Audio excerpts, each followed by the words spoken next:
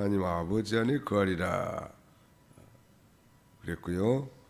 또 27절 하반절에도 주 안에 거하라, 28절에도 자녀들아 이제 그의 안에 거하라 그랬죠.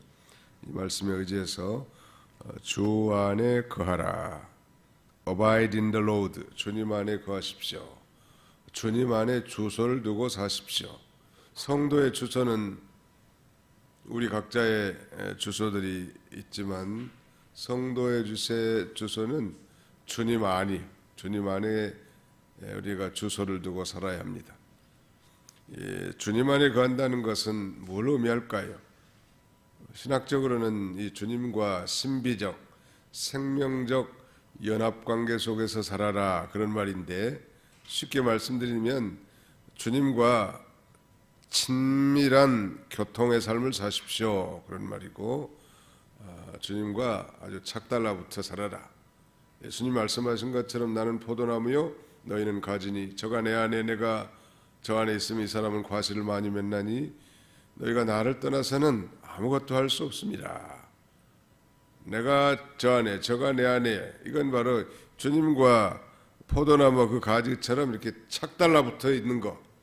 그래야 뭐 포도나무 원줄기로부터 수분과 모든 자양분을 공급받고 열매를 풍성하게 맺을 수 있지 않겠습니까? 그러니까 주님 안에 거한다는 것은 주님과 친밀한 교통의 삶을 살아라. 그래야 오늘 본문에도 이 요한일서를 쓴 목적을 이렇게 밝힌데, 또 하나의 목적을 26절에 너희를 미혹하는 자들에 관하여 내가 이것을 너희에게 썼노라. 바로 그 미혹한 자들에게 넘어가지 않는다는 말.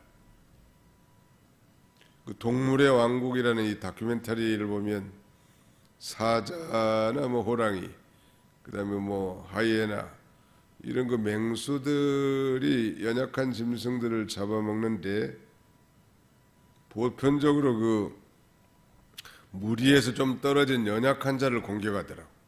아주 뭐 실하고 튼튼한 그런 그 대상을 먹잇감으로 선정하는 게 아니고, 아무튼 뭐 새끼라든지 뭐 그다음에는 뭐 연약한 자, 또 많은 무리가 있는데 홀로 떨어져 있는 자를 공격한다는 말.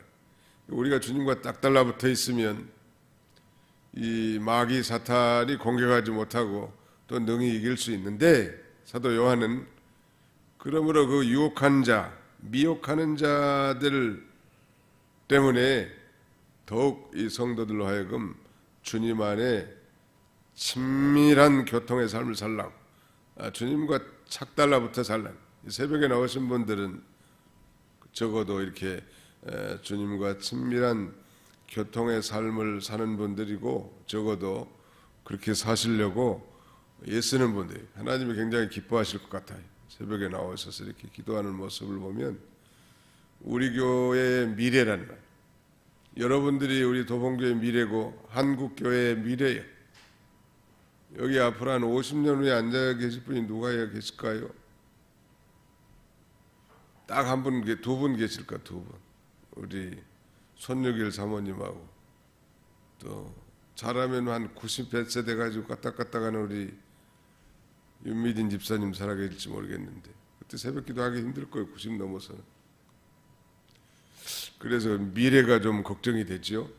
우리 성공적인 목회라면 성도들로 하여금 기도하게 만드는 성도, 또 성도들로 하여금 성경을 스스로 읽고 묵상하게 만드는 성도가 훌륭한 리더라고 할 수 있겠는데, 아무튼 최고의 주님 안에 거하는 방법은 이렇게 주님 앞에 기도하고 말씀을 묵상하는 그런 삶이라고 할 수 있겠습니다. 자, 본문에 들어갈까요?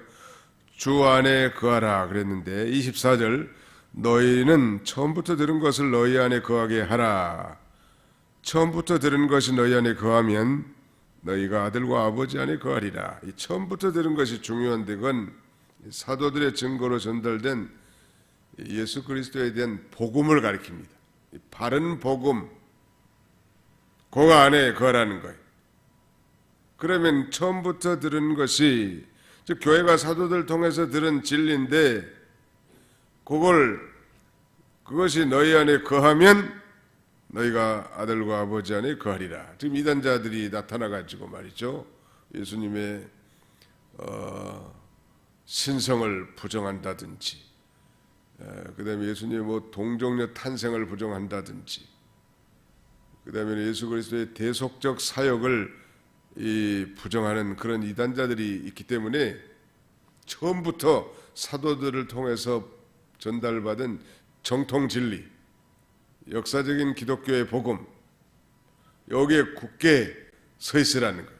그러면 아버지 아들 안에 거하리라. 주님과의 교제가 가능하다는, 이단자들의, 특별히 영지주자들의 그 미혹에 빠지게 되면 주님의 이 교통의 세계에서 멀어질 수밖에 없는 것이죠. 그렇다면 사도들을 통해 들은 진리가 무엇인가?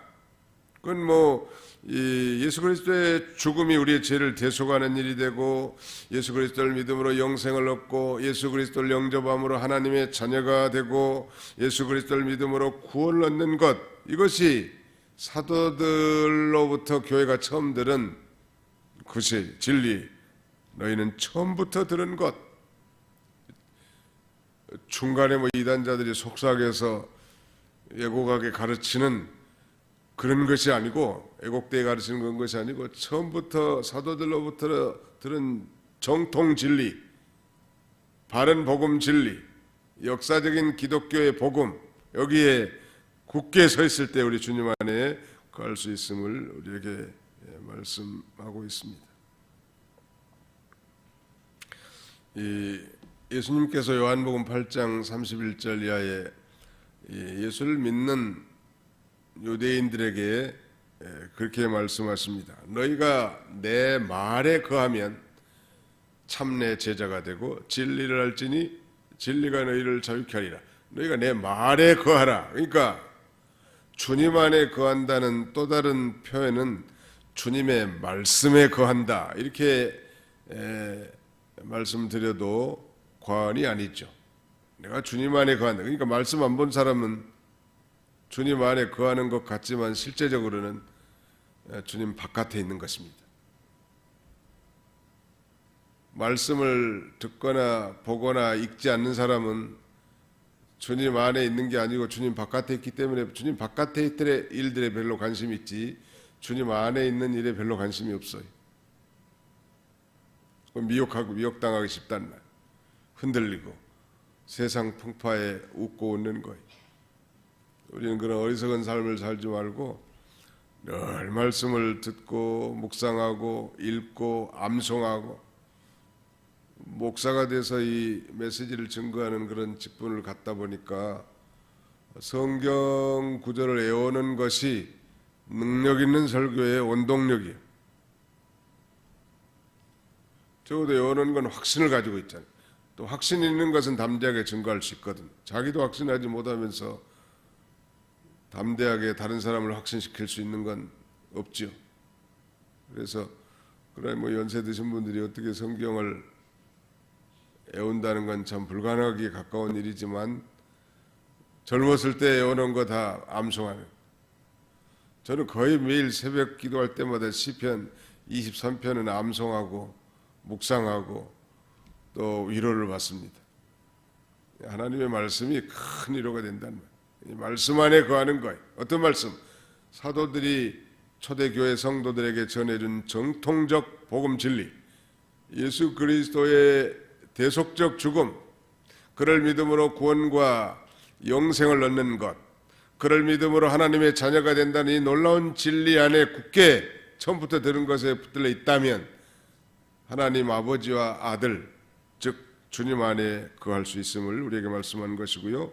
그러면 하나님께서 복음 안에서 우리에게 주신 약속이 뭘까요? 25절, 그가 우리에게 약속하신 것은 이것이니 곧 영원한 생명이니라. 하나님께서 복음 안에서, 즉 처음부터 들은 그 복음 안에서 약속하신 것은 영생이요, 하나님이 세상을 이처럼 사랑하사 독생자를 주셨으니 이는 그를 믿는 자마다 멸망하지 않고 영생을 얻게 하려 하십니다. 너희가 내 말을 듣고 또 나 보내신 이를 믿는 자는 영생을 얻었고 심판에 이르지 아니하나니 사망에서 생명으로 옮겼느니라. 이 옮겼느니라 이 시제가 현재 완료 시제. 예수 믿는 사람이 이미 생명의 세계로 옮겨진 자예요. 법적으로 말하자면 이미 예수를 자신의 구주로 믿는 사람은 주님 안에 거한 사람이라고 했어요. 법적으로. 그래서 안 믿는 사람은 예수님 바깥에 있는 사람이죠. 그러니까 안 믿는 사람이 주님 안에서 살려면 예수님을 믿으면 돼, 영접하면. 그러나 우리 예수 믿는 사람이 마음이 하나님을 떠나서 말씀을 도외시하고 육신 중심, 세상 중심, 자기 중심으로 기울어져서 살면 법적으로는 주님 안에 있지만 실제적으로는 주님 바깥에 내동댕이 쳐진 애롭고 쓸쓸한 삶, 무능력한 삶을 살 수밖에 없는 것이죠. 늘 성경 읽는다는 건 주님 안에 들어가는 비결이에요. 회개할 때 주님이 가까워지니까 기도하면서 회개할 때 주님 안에 들어갈 수 있는 비결이, 이 기도와 말씀, 이거야말로 주님 안에 들어가는 키, 말하는 열쇠라고 할 수 있습니다. 회개하면서 기도하면 나도 모르게 주님 안에 성큼 들어가 있고, 성경을 묵상하면서 사모하면서 읽다 보면 또 주님 안에 깊숙이 들어가 있는 것을 느끼게 되죠. 이미 우리는 주님 안에 들어가서 다시는 뽑히지 않고 잃어버리지는 않지만은, 그러나 이 생명력 있는 주님과의 교제, 신비한 주님과의 연합의 삶은 불가능하다. 아무튼 오늘 읽기는 29절까지 읽었지만 한 가지 꼭 기억할 것은, 그래, 오늘 목사님이 설교한 대로 내가 주님 안에서 살아야지.